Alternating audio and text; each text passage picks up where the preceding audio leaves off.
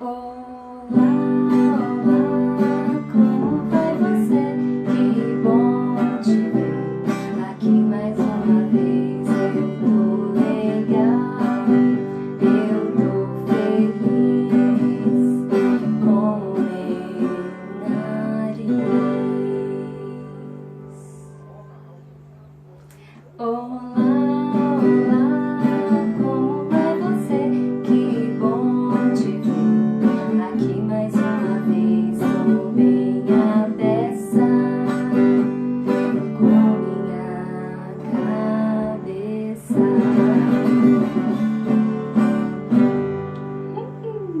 Olá, olá, como vai você?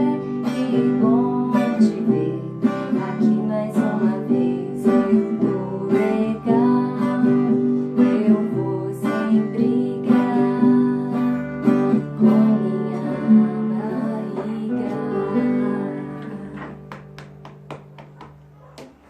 Olá, crianças, como vão vocês? Estou com muitas saudades. Agora vamos começar nossas aulas online, tudo bem? Porque temos que se proteger do coronavírus e ficar em casa, lavar sempre as mãos, não colocar a mão na boca, nos olhos, evitar os contatos com as mãos, né? E evitar algumas brincadeiras, como de soltar gotículas, babinhas nas outras pessoas, né?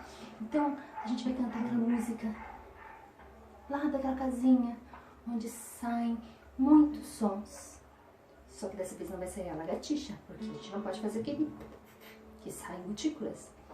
Então a gente vai cantar saindo vários animais de lá, tudo bem?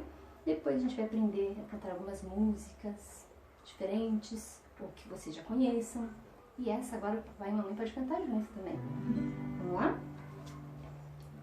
Fui morar numa casinha enfestada de cupim, pim, saiu de lá.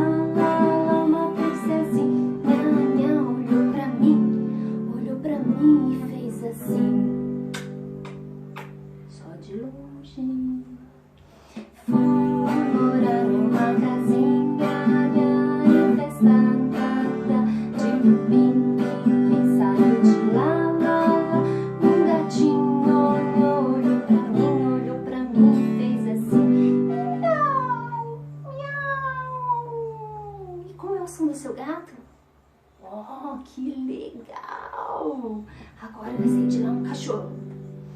Fui morar numa casinha infestada de cupim, pim, saiu de lá.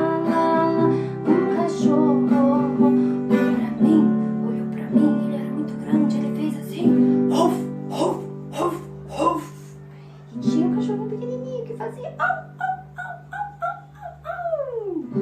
E de lá vai sair também uma cobra. Vamos ouvir o som da cobra? Fui morar numa casinha infestada de cupim, pim, saiu de lá. Uma cobrinha olhou pra mim e fez assim.